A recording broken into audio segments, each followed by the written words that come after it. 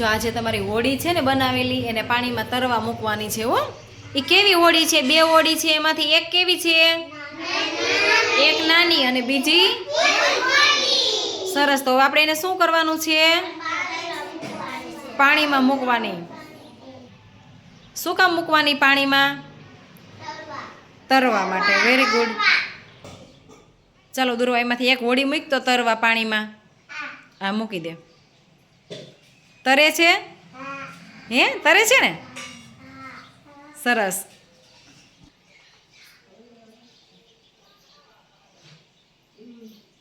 મૂક તો ઓલી બીજી નાની હોડી છે એ.